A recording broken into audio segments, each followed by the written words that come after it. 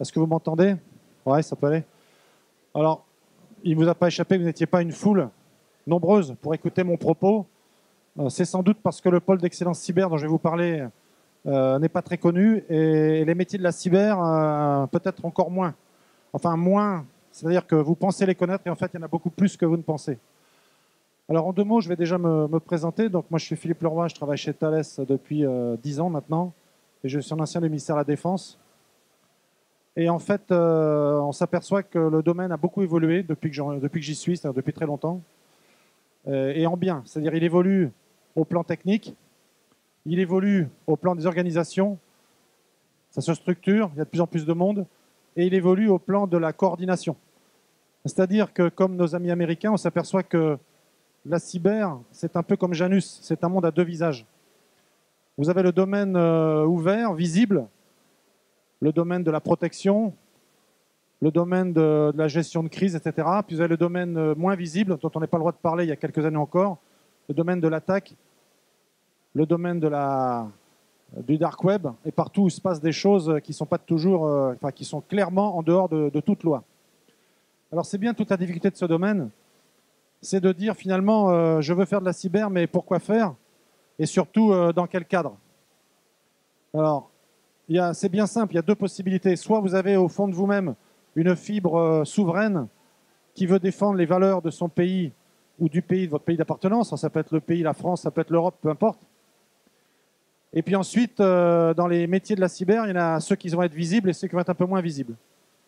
Dans tous les cas, on peut très bien s'éclater aussi bien dans l'administration que dans les grandes entreprises. Et après, il faut regarder de plus près parce que les grandes entreprises, vous avez celles qui vont faire du service et un peu toujours la même chose, c'est-à-dire faire des audits, faire des choses un peu récurrentes, mais il y en a besoin, quoi. Ça confie la sensibilisation. Et puis il y a celles, et il y en a beaucoup moins en France, qui vont faire du développement logiciel de confiance, du développement matériel encore plus rare, et qui vont ensuite constituer ce qu'on appelle les amers de confiance, c'est-à-dire les produits sur lesquels on va pouvoir s'appuyer pour dire, ce produit, je sais qui l'a conçu, où il a été conçu, il est de confiance. Et je vais le faire repérer par les gens de confiance. Alors, cette introduction pour vous dire qu'il y a beaucoup de prismes pour adresser la cybersécurité. Et celui dont je vais vous parler aujourd'hui, c'est effectivement le prisme d'une organisation qui s'est mise en place suite à une volonté du ministre des Armées, qui s'appelait de la Défense à l'époque, et qui était en même temps le président de la région Bretagne, M. Le Drian, qui a décidé de prendre le problème à bras-le-corps. Vous savez qu'en France, il y a ce qu'on appelle des pôles de compétitivité, d'accord, comme en Europe d'ailleurs. Et la Bretagne a cette particularité de regrouper historiquement ce qu'on appelle la DGAMI, Délégation Générale pour l'Armement, Maîtrise de l'Information. Dans le temps, ça s'appelait le CELAR, peu importe. Mais elle regroupe aussi un certain nombre d'entreprises, de grandes entreprises nationales, qui n'ont pas forcément leur siège, mais qui ont des entités. Alors je pense à Orange, à Sopra, à Thales, etc. Alors finalement, troisième point très important, la Bretagne regroupe aussi une quantité d'universités et d'écoles d'ingénieurs, dont de nombreuses ont quand même dans leur cursus un volet cybersécurité, un cursus cyber. Si vous êtes là aujourd'hui, c'est parce que vous avez soit dans le domaine technique, soit dans le domaine du droit de la cyber ou des sciences humaines et sociales. J'ai rencontré une jeune fille qui faisait Sciences Po tout à l'heure. Donc effectivement, la bonne nouvelle, c'est que la cyber intéresse finalement toutes les strates de la société, qu'elles soient techniques ou pas techniques. Et quand j'en discutais il y a encore pas très longtemps avec un ancien DGA qui est passé chez Thales avant, qui est maintenant le président des écoles d'ingénieurs de France, c'est un titre honorifique, mais ça veut dire qu'il assiste à tous les conseils d'administration, je lui ai dit, Monsieur le Président, j'espère que dans les grandes écoles d'ingénieurs, mais surtout toutes les autres, Sciences Po, l'ENA et autres, où il y aura demain des grands décideurs français, on y fait des interventions en cyber pour les sensibiliser non pas à la technique, mais aux enjeux, aux aspects géopolitiques, géostratégiques. La cyber, ce n'est pas que de la technique. Mais la cyber sans la technique, ça ne tient pas la route longtemps, malheureusement. Donc, de ce constat relativement complexe, on va en déduire, première chose, qu'il y a du métier, il y a du travail pour tout le monde. Il ne faut pas dire je ne suis pas ingénieur, je n'aurai pas de métier dans la cyber. Ça viendra petit à petit. Historiquement, quand j'ai fait mes études dans le domaine, il y a très longtemps, je ne dis pas la date, mais il y avait 3 écoles en France qui en faisaient de la cyber. La crypto à Limoges, Paris 6 et une école du SGDSN qui s'appelait le brevet d'études supérieures de la sécurité et de l'information. Donc j'ai fait ce diplôme il y a très longtemps. Et effectivement, je suis retourné dans l'armée de l'air dont je faisais partie et j'ai mis en place la sécurité informatique qui démarrait dans les années 90. Et on s'aperçoit aujourd'hui que non seulement il y a plus de 40 écoles en France qui forment à la cyber, ça c'est la bonne nouvelle, que l'ANSSI, face à cette prolifération de formation, et c'est très bien, va cadrer un peu en sortant un label qui s'appelle SecNuMedu, qui va valider le fait que les programmes sont cohérents, ils ne sont pas identiques mais cohérents, et donc les grands industriels que nous sommes vont aller s'assurer que les cursus cyber correspondants sont quand même référencés avec ce label. L'autre bonne nouvelle, c'est qu'une boîte comme Thales, je ne vais pas parler beaucoup de Thales, parce que j'ai ma casquette du PEC aujourd'hui, je vais vous expliquer pourquoi, c'est que des boîtes comme Thales ont vu les enjeux que ça représentait et ont décidé de mettre en place les écoles qui font de la cyber au même rang en termes de classement des écoles que les premières écoles nationales, polytechniques et autres. Donc ça veut dire que maintenant, quand on recrute quelqu'un en cyber chez Thales, on le recrute au même rang que ces grandes écoles prestigieuses. Tellement il y a des enjeux. Bon, maintenant, parlons du PEC.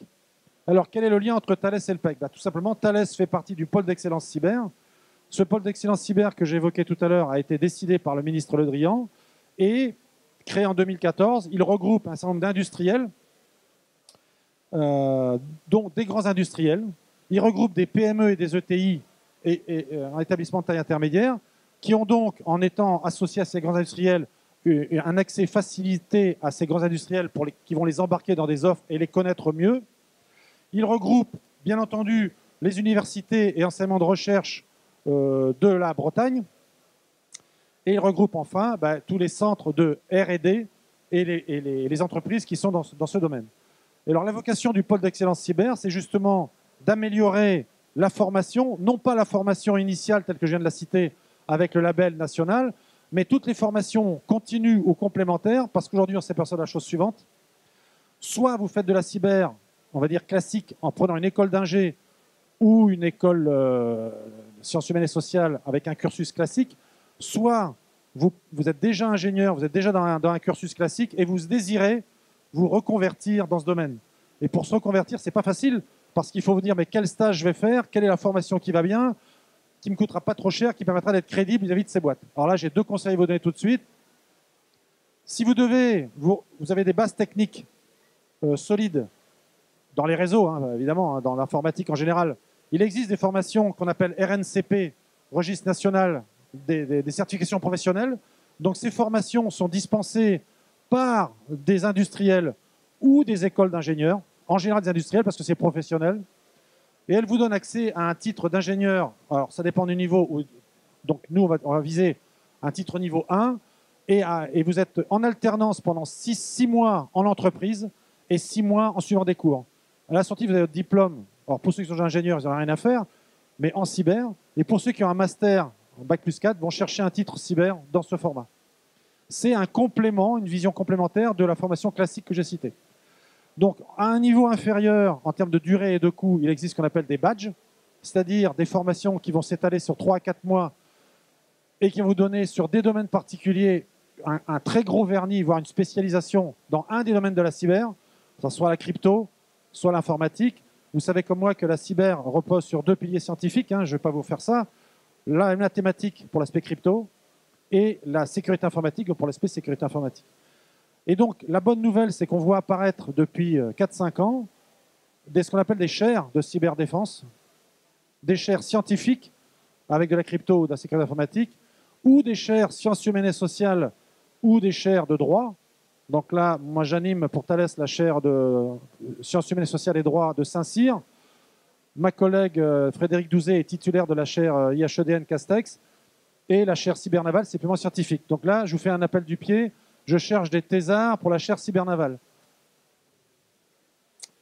Bien. Alors revenons au PEC. Donc le PEC, vous voyez, il supervise un peu toutes ces chaires, ces activités scientifiques, en regroupant des industriels et des académiques. Alors, il est assez récent, ce PEC, et donc son objectif, c'est de stimuler la recherche, la formation et l'innovation. Alors, ce PEC n'existerait pas sans une de ces 3 composantes, parce que pour moi, le cœur du sujet, c'est la composante humaine, c'est-à-dire les jeunes qui vont décider de choisir ce domaine pour en faire, comme je l'ai fait de mon temps, une dominante de carrière. Il ne faut pas faire que ça dans la vie. il faut aller faire du management, il faut aller faire des expériences autres que de la cyber, sinon on peut tourner un peu de travers. Mais vous choisissez de faire une dominante de carrière cyber. Et là, je peux vous dire qu'il y aura toujours du boulot. C'est facile à démontrer, je vais vous le démontrer tout à l'heure. Donc ensuite, bien entendu, les deux autres piliers de ce PEC, c'est le milieu académique, parce que là-dedans, on va trouver des chercheurs qui vont encadrer des thésards, on va trouver des gens qui donnent des cours. Et dans le cadre d'un programme national qui s'appelle CyberEdu, il a été décidé de donner un fonds de cours pour tous les enseignants du supérieur dans le domaine de l'informatique qui, lorsqu'ils font un cours d'informatique, doivent penser, avec ce background, à parler du sujet sécurité. Il y avait trop d'écoles d'ingé informatique où ils sortaient de là en étant super bons dans un domaine, on n'avait jamais parlé de sécurité. C'est juste inadmissible. Que ce soit en dev, vous savez, tiens, je vais faire un test pour faire vivre un peu. Quels sont les deux métiers de l'informatique, je ne parle pas de cyber, qui sont les plus dangereux pour quelqu'un de la cybersécurité? La crypto-monnaie peut-être? Les métiers de l'informatique, oubliez la cyber. Quels sont les deux métiers que je surveille comme le lait sur le feu en informatique? Parce qu'ils ont vraiment des pouvoirs importants. Les développeurs, s'ils développaient en laissant des failles de sécurité dans tous les sens, c'est une catastrophe. Parce qu'après, les hackers vont exploiter ces failles dans vos codes et vont contourner tous les systèmes.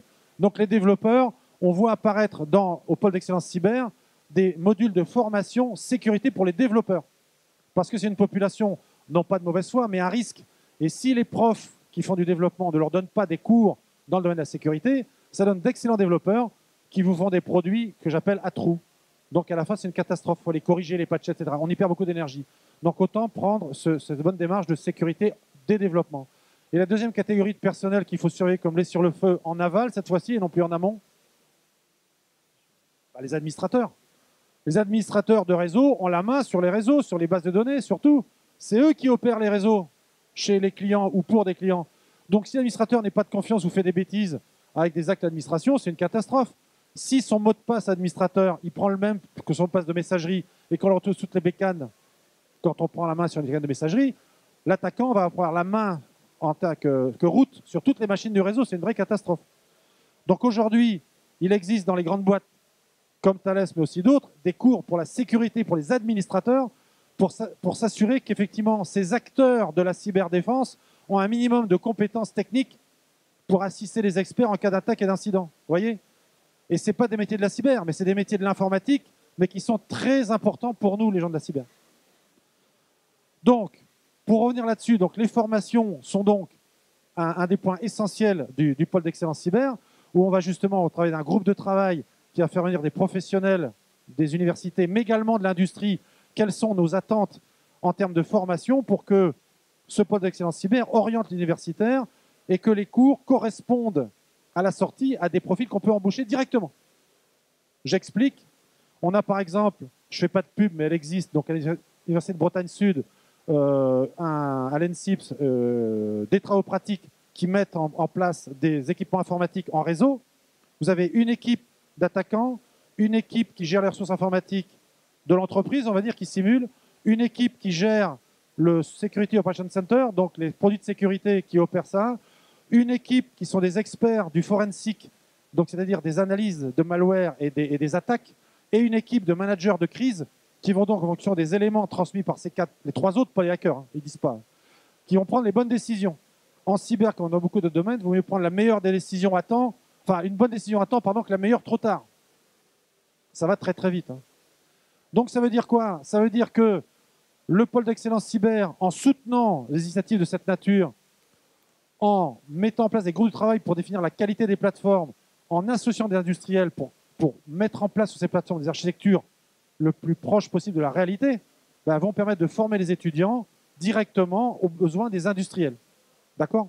Donc ça, c'est un des intérêts du pôle d'excellence cyber. Alors, en plus, ce pôle d'excellence cyber, culturellement, vous allez me dire, oui, mais c'est un truc de l'État. Pas du tout. Il y a d'une part le civil et le militaire, avec la DGAMI. D'autre part, le public et le privé, les écoles d'ingénieurs, les universités, c'est le public, mais également les boîtes privées, et les chercheurs et l'industrie.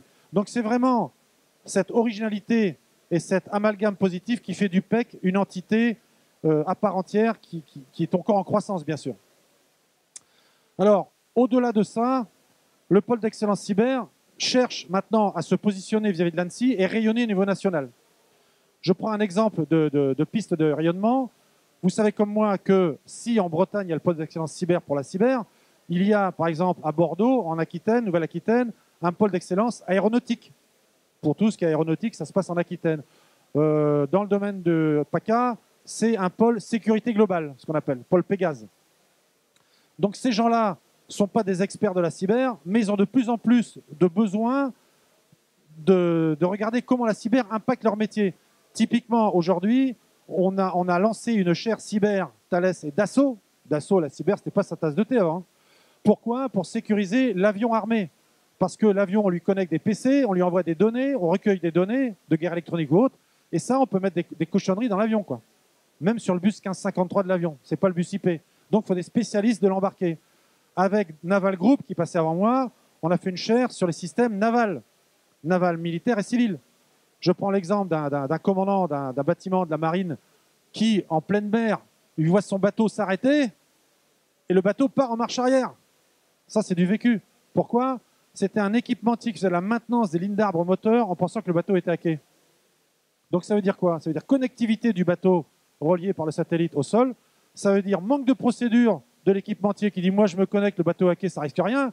Et ça veut dire manque de procédure côté marine, enfin marine pas nationale mais marine privée, qui devrait dire bah, dès que le bateau est en route, il n'y a plus de maintenance. On n'est pas comme en Formule 1, vous savez qu'en Formule 1, les mecs, depuis le stand, ils modifient les caractéristiques moteurs TIVISA en temps réel. Ça se fait ça. Donc ça veut dire qu'aujourd'hui, on peut prendre à distance la main sur des objets sans connexion. Vous le savez.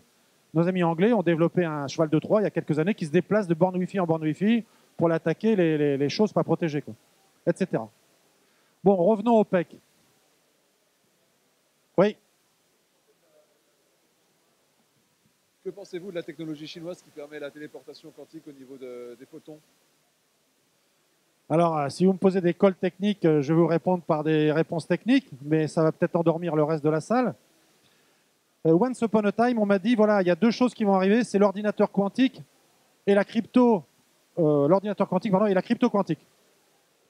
La crypto quantique, c'est une bonne idée, ça marche, on a fait des tests, c'est fonctionnel, sauf que manque de bol, pour des raisons techniques, on ne peut pas faire de continuation avec des répéteurs du flux de données, ce qui fait que le plus grand réseau que l'on peut faire en crypto-quantique, c'est la taille d'une université, c'est un MAN. En aucun cas, on peut faire un réseau crypto-quantique pur au niveau national ou pire. Donc, ça veut dire que les applications civiles, métiers de la crypto-quantique pour remplacer la crypto classique symétrique sont nulles. Est-ce que vous chiffrez les données sur un campus? Pourquoi faire? Qui va payer ça? Donc, crypto-quantique, j'oublie. Techniquement, ça marche. Il n'y a pas de débouché professionnel, business, ok? Mais techniquement, ça a été prouvé. Ordinateur quantique. Alors là, c'est autre chose. Là, on met en place une capacité qui va, lorsqu'elle aura été, ça a été démontré, mais lorsque la capacité de calcul sera suffisamment élevée en puissance, certaines cryptos vont être cassées, les cryptos asymétriques, et donc il faudra basculer sur d'autres cryptos. Donc, des grands groupes ont commencé à travailler sur la crypto post-quantique. D'autres groupes travaillent sur l'ordinateur quantique. Donc ça veut dire qu'effectivement, quand une nouvelle technologie arrive, il faut que les technologies impactées anticipent cette nouvelle techno pour ne pas être vulnérables. Donc je n'ai pas répondu à la question sur les Chinois et les photons, mais vous faites une parabole. Soit c'est mûr technologiquement et il y a des impacts, donc il faudra s'en méfier, soit c'est pas encore mûr, on est comme pour l'ordinateur quantique, mais il faut peut-être anticiper et regarder à quel horizon, 5 à 10 ans, il faudra être prêt. Ça marche la réponse? Ok. Donc je continue. Alors, là je fais juste un focus formation, je vais raconter une petite histoire. Maintenant, là plus formalement, vous avez des accords de partenariat que l'on voit ici avec des grands laboratoires nationaux extrêmement célèbres et surtout, nerf de la guerre, de l'argent. Hein, les labos, ils ne travaillent pas sans argent. Les chercheurs, comme dit l'autre, il faut les financer. Hein. Donc, soit c'est des fonds publics, soit c'est des fonds industriels. Donc, il y a des accords de partenariat au niveau public. Et effectivement, dans le cadre du PEC, a été ouvert sous l'égide du PEC un laboratoire de haute sécurité à l'INRIA, à Rennes, en 2016. Investissement sur des plateformes dans le cadre des contrats plans État-région. Donc ça veut dire quoi tout ça? Ça veut dire que de l'argent se met non pas comme en bourse, mais sur la cyber, parce que l'État et les industriels parient sur la cyber. Il y a forcément un avenir. Donc quand on est un jeune qui cherche du boulot, on ne se pose plus de questions, on se dit, bon, ben, dans quel domaine je veux aller travailler dans la cyber? Et là, vous avez le choix. On va y revenir à la fin de l'exposé. Donc je voulais quand même attirer aussi l'attention sur un petit truc là, qui s'appelle European Cyber Week. Donc la première édition, c'était l'année dernière, où j'organisais uniquement le Capture the Flag avec mes copains d'Airbus pour détecter les 50 meilleurs étudiants de France et leur proposer un stage ou une embauche directe. Cette année, on a recommencé, mais comme je m'étais sans doute bien organisé, on m'a dit non, tu organises toute la semaine, tous les événements.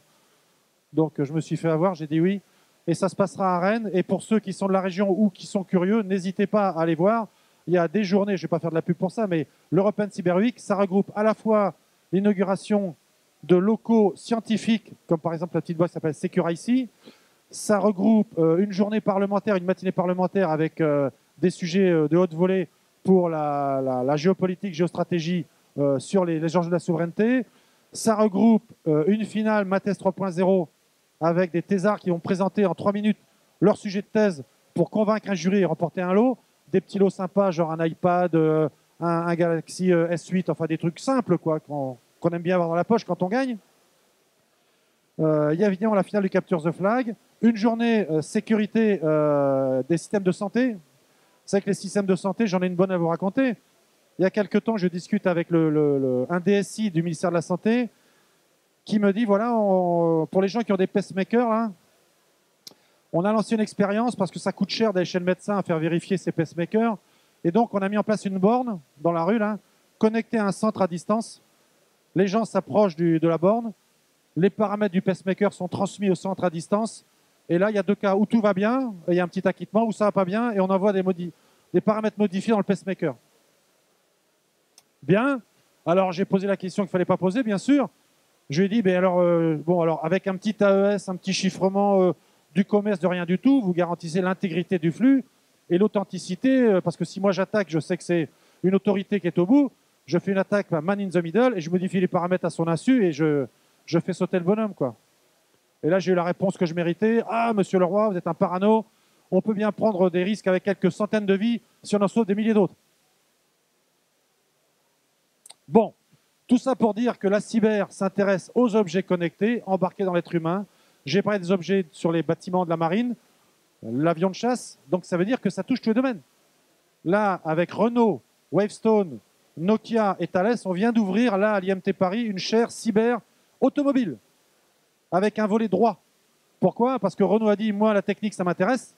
Depuis que vous avez réussi à faire flamber mes haut-parleurs en mettant les potards à fond à mon insu, parce que les Américains, eux, ils mettent les gifles dans le fossé. Nous, avec Renault, on préfère à distance faire flamber les haut-parleurs. C'est plus discret, tout aussi démonstratif, et moins dangereux pour le conducteur. Et donc, cette chaire vient de se mettre en place à l'IMT Paris, avec des sujets techniques et des sujets sur le droit. Parce que Renault dit, moi, mes clients, ils sont dans la voiture. Donc, il faut que je sois couvert au niveau droit. Il faut faire des recherches là-dessus. Okay, donc, vous voyez que ces chaires, elles ne sont pas que techniques. La chaire avec l'armée de l'air, qui vient de se mettre en place il y a 6 mois avec Dassault, elle va couvrir le pilote dans la boucle, prendre la bonne décision lorsqu'il y a peut-être une cyberattaque à bord. Le mec, il a pas beaucoup de temps pour réfléchir, quoi. Donc, ça veut dire qu'il faut, avec de l'ergonomie sur les équipements embarqués sur l'avion, avec des processus et surtout une formation du pilote, eh bien, faire en sorte que même une cyberattaque, on ne l'espère pas, parce qu'on aurait téléchargé quelque chose dans l'avion, n'aura pas d'effet ou sera découverte. Ça devient un espace de combat, hein, le cyberespace. Ce n'est pas juste pour les éléments de langage et pour faire beau. Aujourd'hui, le ministère des Armées a créé un commandement cyber, d'ailleurs, qui se passe à Paris, à l'état-major des armées, avec une antenne à Rennes. Ça veut dire que, comme l'a dit le ministre de la Défense, le ministre des Armées, ils ont dit, voilà, si un pays attaque la France avec une attaque cyber, on ne s'interdit pas de riposter avec une attaque cyber. Alors qu'il y a 5 ans, quand j'étais en poste encore, on me dit, non, non, on ne parle pas de lutte informatique offensive, c'est interdit. Oui, vu de la loi, c'est interdit, mais en temps de guerre, je vous rappelle que la loi en temps de guerre, c'est plus la même qu'en temps de paix. Hein. Et donc, il y a un droit de riposte. OK ? Alors, vous pourriez me dire, oui, mais la riposte, vous êtes bien gentil, il faut connaître l'attaquant. Est-ce qu'en cyber, c'est aussi facile quand c'est un porte-avions ou un bateau qui arrive en face? Bah, la réponse est non. C'est vraiment très difficile de savoir qui vous attaque. On peut peut-être le savoir à travers les méthodes utilisées, non? Alors, bravo. C'est la très bonne réponse. Il n'y a que les Belges qui s'authentifient avant d'attaquer. Non, je dis ça, c'est mes amis les Belges. Hein, donc, ils ne s'authentifient pas avant d'attaquer. Non, effectivement, la seule façon où on arrive à avoir des présomptions fortes, c'est parce que on rejoint l'information, les attaquants font des écoles. Il y a l'école chinoise, l'école russe, l'école bulgare. Donc, ils suivent des cours pour attaquer avec les mêmes profs. Donc, quand on les rencontre sur les réseaux, c'est toujours la même méthode. On dit, tiens, c'est des Bulgares. Au début, ils ne travaillent pas forcément pour la Bulgarie, parce qu'il y a aussi des hackers pas éthiques qui se font employer par des États. Donc, il faut savoir qu'aujourd'hui, les grosses boîtes sont attaquées sans arrêt. Pourquoi? Pour des raisons économiques, mais par des acteurs parfois étatiques. Et c'est pour ça que c'est très difficile pour les PME et les particuliers de se protéger. Ils n'ont aucune chance. Zéro chance. Donc l'ANSSI a décidé de mettre en place des processus pour aider les PME qui se font piller. Vous avez entendu parler de Petya et WannaCry. Alors maintenant, c'est plus fort. Ils vous piquent plus vos données, ils vous les chiffrent à distance. Donc vous ne pouvez plus travailler. Vos disques durs sont chiffrés. Et si vous ne payez pas une rançon, c'est pour ça qu'on parle de rançon logicielle, on ne vous déchiffre pas votre disque. Donc, alors, vous allez me dire, il ne faut pas payer. Oui, enfin, en attendant, la boîte, il faut qu'elle tourne. Donc c'est très compliqué. Donc tout ça, pour avancer sur le sujet un peu, parce qu'il faut que je respecte mon agenda. Donc, le PEC va, avec des experts et des gens des différents domaines, va essayer de promouvoir la cybersécurité, d'attirer des étudiants dans le domaine, d'organiser des événements et d'aller assister les autres pôles d'excellence français sur les volets cyber, d'accord? En fonction de leur intérêt, de leur maturité. Alors ça, c'est juste un slide, parce que j'y tiens forcément, pour montrer ce que c'est qu'un challenge. Donc, c'est une volonté d'abord de la région Bretagne et du ministère des Armées d'organiser différents événements lors d'une semaine. Et dans cette semaine, on voit apparaître ici, par exemple, dans le challenge qu'on organise avec Airbus, eh bien, des candidats, là c'est le début du challenge, qui vont récupérer ce qu'on appelle des flags. Donc, en fait, ce sont des certificats à chaque fois qu'ils trouvent une épreuve qu'on a mise sur un serveur en ligne. Alors, vous pourrez me dire, oh, mais ça c'est facile, tout le monde sait faire. Eh bien, moi, je peux vous dire que l'année dernière, sur 400 candidats, il y en a un qui a tout trouvé. Et cette année, sur pareil 400, j'en ai 2. Donc, ce n'est pas si facile que ça. Et à la sortie de ce genre de challenge qui dure 15 jours, vous avez une présélection. Au bout de 15 jours, on tire le trait et on dit, voilà, messieurs, les 48, vous êtes sélectionnés en finale et vous vous retrouvez en présentiel à Rennes. Cette fois-ci, on vous met en équipe de 3 et vous allez gagner des lots. Des lots sympas, techniques, mais surtout des stages en entreprise. Donc, il faut que je réfléchisse en 2018 pour faire des choses pour le droit et les sciences po et les sciences humaines et sociales. Mais on fera des jeux de rôle, on fera des choses un peu plus de management. Enfin, pour l'instant, ça, c'est dédié aux aspects techniques. Alors, j'ai un peu défloré mon champ de la cybersécurité, mais je voudrais quand même vous rappeler que la cybersécurité, c'est extrêmement vaste, en fait. Hein. Souvent, on ne sait pas par quel bout le prendre. Je crois que la principale difficulté, c'est de le prendre avec le niveau de maturité de votre interlocuteur. Et un expert, il y a deux catégories d'experts. Celui qui sait tout et qui va vouloir absolument vous déballer toute sa spécialité et son expertise dans un domaine particulier. Et là, l'interlocuteur, 9 fois sur 10, sauf si c'est le même domaine, va décrocher. Et celui qui va être capable, avec quelques questions, et d'échanger et de voir le niveau de sensibilité de son interlocuteur pour voir quels sont les leviers qui vont l'intéresser. Donc aujourd'hui, il est clair que le management de la sécurité, la provision pour risque de la sécurité avec des aspects financiers, la gestion du risque sont des choses qui intéressent toutes les entreprises. Si je vous parle des firewalls, des IDS et compagnie, là, ça n'intéressera que les spécialistes techniques du domaine. Mais ce n'est pas grave. J'ai dit tout à l'heure et je répète que sans techniciens et ingénieurs de la sécurité, le management, il ne sait rien faire, il ne voit rien. Et la difficulté, c'est de trouver cette couche intermédiaire qui comprend la technique et qui sait parler avec des mots simples en vulgarisant à des décideurs qui vont prendre les bonnes décisions. D'où ces jeux de rôle en université qui permettent de s'entraîner à ça. Vous voyez l'intérêt?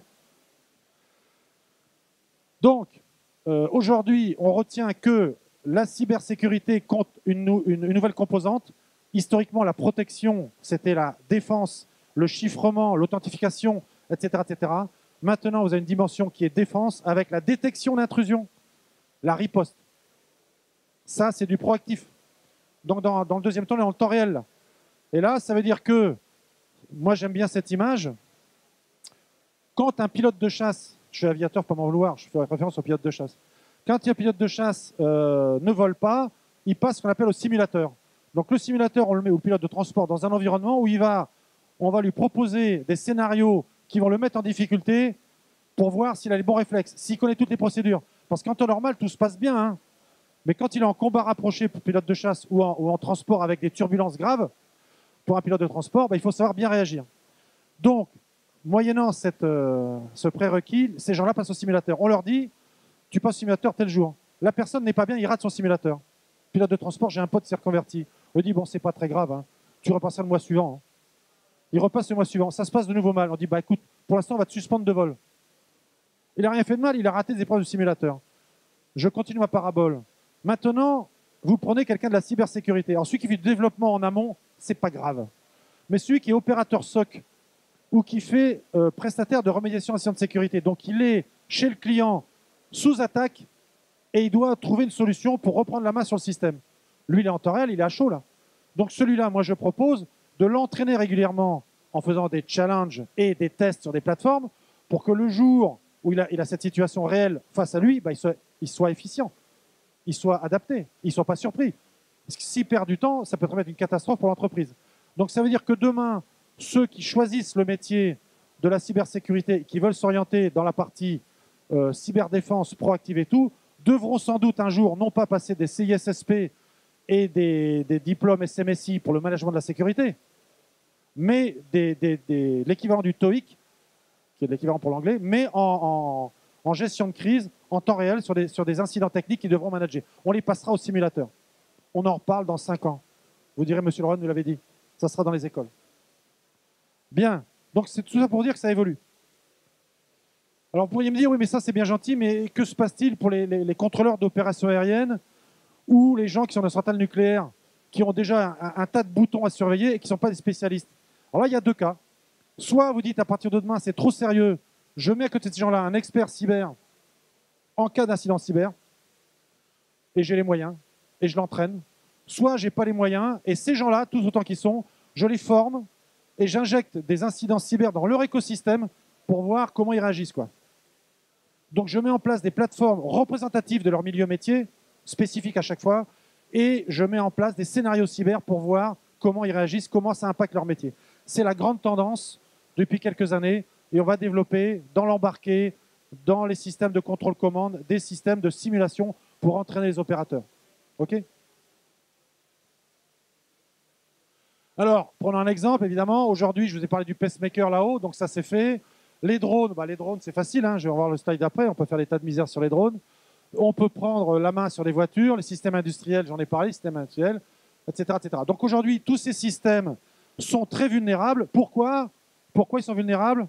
Je l'ai dit tout à l'heure, parce que les développeurs n'ont pas été formés. Les développeurs de ces trucs-là, on leur a jamais parlé de sécurité. Donc du coup, ils développent. Ils ne se posent pas de questions. Oui? Je ne connais pas l'acronyme SCADA. Alors, le SCADA, c'est un acronyme anglais qui veut dire Supervisory Control on Data Acquisition. Donc, ça veut dire Information Control System, c'est le truc global. Et le SCADA, c'est le logiciel qui pilote en couche haute un ICS, un système de contrôle industriel. Donc, typiquement, le métro de Paris est contrôlé par un système industriel. Et c'est de l'informatique. D'accord? Donc, la problématique de ces choses-là, je ne vais pas rentrer dans le détail, mais en fait, il y a ce qu'on appelle des RTU, Remote Terminal Unit, et des PLC, Programmable Local Controller, qui pilotent des effecteurs, vous savez, l'ouverture de portes, caméras, etc. Et ces choses-là, par programmation, ils sont conçus pour toujours être en mode sûreté de fonctionnement. Donc, quand vous les attaquez, ils ont toujours raison par rapport aux ordres centraux du SCADA, l'informatique. Donc moi, je suis un attaquant, j'attaque les choses locales. Donc, la solution à ça, c'est de faire en sorte que les développeurs de ces solutions-là mettent en place un mode, entre guillemets, cyber, pour que lorsqu'une attaque cyber est détectée, les règles générales de sûreté soient switchées le temps de l'attaque cyber. Ça devient complexe, mais c'est comme ça. Il n'y a que comme ça qu'on y arrivera. Je continue. Alors ça, c'est quelques exemples sympas. Donc c'est pas nouveau, oui, 2009. Hein. Vous étiez encore peut-être en terminale ou moins pour certains. Et donc ça veut dire que déjà, on arrive à intercepter les flux des drones américains qui bêtement ne chiffrent pas en pensant pas que personne ne peut intercepter.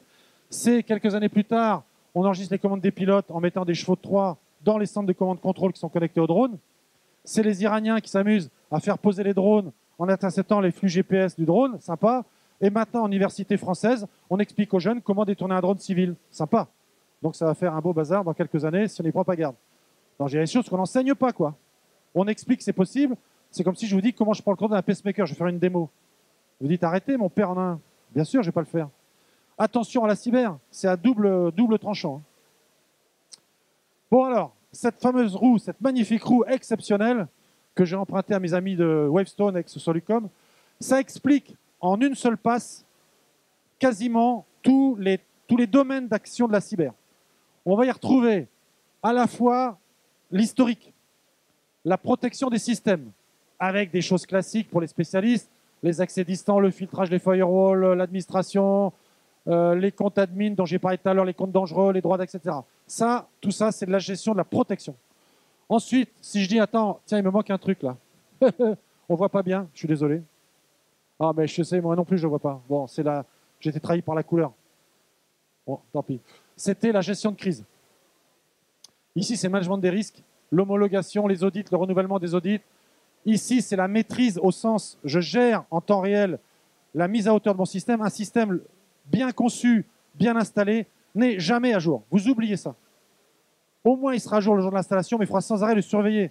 Parce qu'il y a des vulnérabilités qui apparaissent. Il y a un marché noir de la vulnérabilité dans le dark web. On vous vend ce qu'on appelle des exploits, donc des attaques qui n'ont jamais servi et qui vont normalement marcher à tous les coups la première fois. Donc c'est dans ce monde de brut que les défenseurs doivent anticiper. Donc ça veut dire qu'ils vont faire de la veille sur les vulnérabilités et ils vont essayer de corriger en faisant du patch management, etc. Donc je ne vais pas tout détailler. Hein.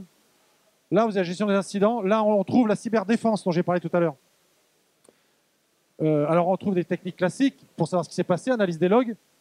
On retrouve les métiers de la détection d'incidents, les métiers de la réaction, remédiation sur incident, d'accord. Et on va retrouver ici les métiers de l'audit, PASI. Tout ça, ce sont des services labellisés par l'ANSSI. Et bien entendu, last but not least, la cyber-résilience. Bon, voyez, tout ça, en fait, ce n'est pas autant de métiers que de cases, mais les métiers vont regrouper toute ou partie de ces cases. Ce que je n'ai pas mis là-dedans, parce que c'était fait par des techniciens, c'est la veille stratégique. On va la mettre dans la veille qui n'est pas que technique. Ici, là. Pardon.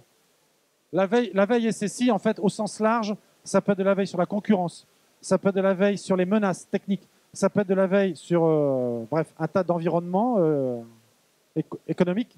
Et donc, ça va alimenter, il y a des métiers qui commencent à se mettre en place dans ce domaine, et pas forcément des métiers techniques. Alors, justement, les métiers, de quoi parle-t-on? Il me reste combien? Un quart d'heure? Un peu plus? Hein? 5 minutes? 5 minutes. J'aime quand c'est un burst. Alors, les métiers de la cyber. Donc, de toute façon, il n'y a pas de miracle. Là, je vais vous présenter les métiers vus de l'État. Les métiers vus par la DGA maîtrise de l'information. Donc, ces métiers-là, je vous rassure, il y en a une grande partie qu'on retrouve dans le privé, mais pas partout dans le privé.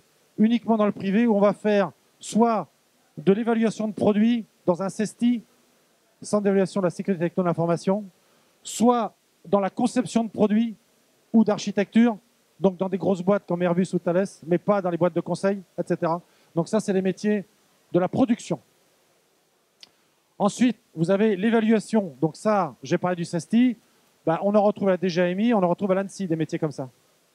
Donc là, il faut rentrer dans le code et il faut surtout avoir la recherche permanente, ce qu'on appelle du canal caché. Donc faites un produit, alors je vais prendre un exemple concret, quand on fait un produit de chiffrement étatique, on doit lui faire passer des tests pour s'assurer que si je lui injecte une panne logicielle et une panne matérielle simultanée, il ne va pas sortir ses clés en clair, ce qui est une catastrophe, quoi. Donc ça veut dire que ces produits-là vont être testés au plus haut niveau de l'état de l'art et en conception, je dois imaginer tous les scénarios possibles des attaquants pour perturber mon produit. Et donc ça, l'évaluateur, lui, va faire ça. Il va passer son temps à essayer de contourner le mécanisme pour voir s'il n'y a pas des failles au système. Donc c'est à la fois passionnant, mais très technique. Ensuite, ça, c'est un métier très connu. Il y en a besoin de plus en plus. C'est ce qu'on appelle des auditeurs. Alors, soit fonctionnels, soit techniques. L'auditeur fonctionnel va, par rapport à la roue que j'ai montré tout à l'heure, regarder s'il n'y a pas des failles pour dire à la société, là, il faut faire un effort financier ou humain parce que vous avez un grand trou. Pas la peine d'investir sur des produits alors que vous n'avez pas de personnes compétentes pour les gérer, ou l'inverse. Alors que le pentester, lui, va faire un rôle d'attaquant. Il va non pas tout tester, mais il va tester une faille ou deux failles et va regarder si l'architecture est vulnérable à cette faille. Vous avez entendu parler tous du bug bounty. C'est quoi le bug bounty? Il sait tout. C'est rechercher les bugs et les failles justement dans le pentester, c'est permettre de trouver la faille, la vulnérabilité et d'être récompensé en conséquence. Ouais, le bug bounty, ça a été mis au point par nos amis américains qui ne manquent pas d'initiative. C'est l'idée, c'est de dire je mets une partie de mon architecture en visibilité de gens de confiance quand même, pas des Coréens du Nord. Hein. Et ils vont trouver des vulnérabilités. S'il y en a beaucoup qui trouvent une vulnérabilité, c'est-à-dire qu'elle est visible, il faut la corriger. Et s'il y en a quelques-uns qui trouvent une vulnérabilité très difficile et très pointue, ceux-là, je les embauche. C'est ça le bug bounty. Donc attention quand même à ce qu'on met en visibilité.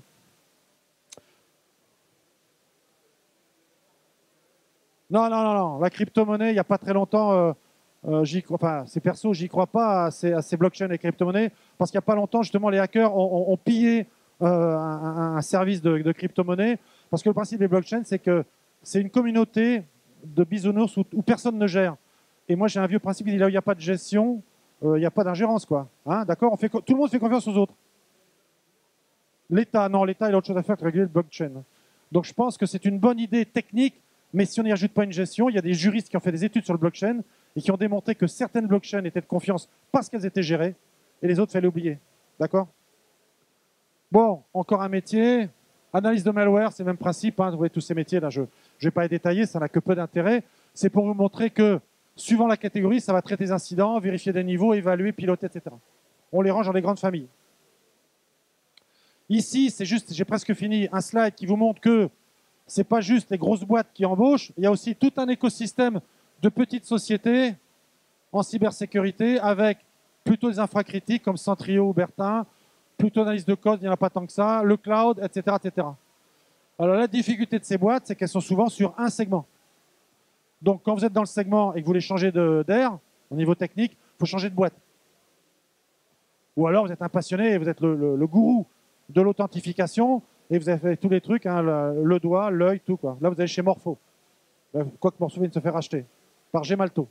Bon, voilà, ça, c'est l'écosystème. À un instant T, ça change tout le temps. Mais c'est plutôt l'écosystème français. J'aurais dû commencer par ça. Il y a un écosystème international. Il faudrait plusieurs slides. Hein. Et ça n'intéresse que peu mon propos. Parce que le PEC, c'est des boîtes plutôt françaises. Alors, en synthèse, la cybersécurité, c'est quoi? C'est d'une part des métiers variés, je crois que je vous l'ai démontré. Il y a vraiment des tas de métiers, et sûrement pas que RSSI. C'est ensuite des champs d'activité vraiment multiples, quoi. Les objets connectés, dans l'être humain, l'automobile, les avions, les bateaux, le transport, partout. D'accord? Donc vraiment, vous avez le choix.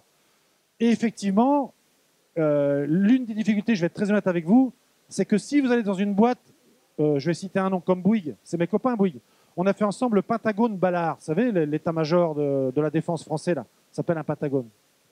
Et alors, je leur ai dit, messieurs de Bouygues, vous savez ce que c'est que la SSI? Ah, mais oui, on le connaît, monsieur Leroy, c'est la sécurité du système incendie. Et je dis, oui, d'accord, mais il y a autre chose aussi. C'est pas que ça.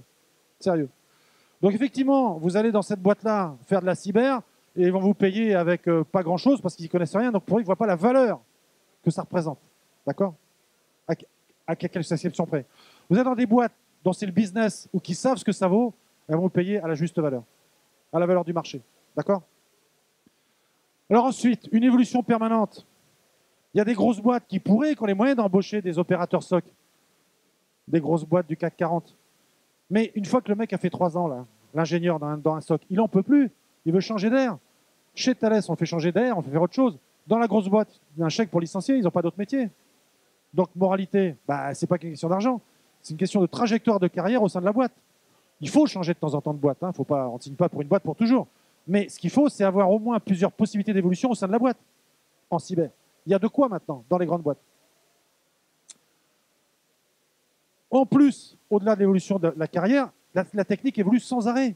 Donc ça veut dire que vous en apprenez toujours. Moi, j'en apprends tous les jours. Je suis très humble là-dessus. Et enfin, et ça c'est très, très valorisant, quand vous dites, moi, mon truc, c'est la recherche, il y a 10 ans, il n'y a pas de recherche en cyber. Ça n'existait pas. La crypto, il y avait. C'est tout. Là, maintenant, vous pouvez faire de la recherche en sécurité informatique fondamentale avec des choses qui vont être applicables avec des TRL assez bas, mais qui, demain, peuvent intéresser l'industrie. Donc, vous êtes dans la recherche et vous travaillez avec les industriels sur des projets européens, par exemple.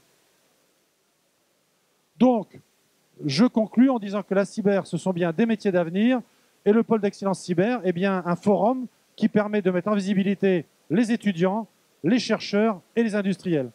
Je vous remercie pour votre attention.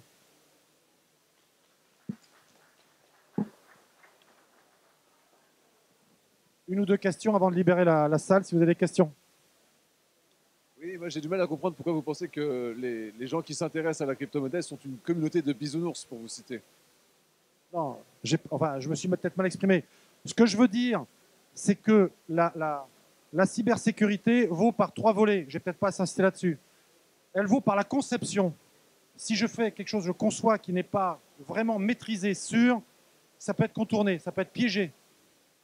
Ensuite, il y a l'intégration. Si mon meilleur des produits, je l'intègre en laissant des pipes ou des accès distants pour la maintenance et tout par les développeurs et que le hacker tombe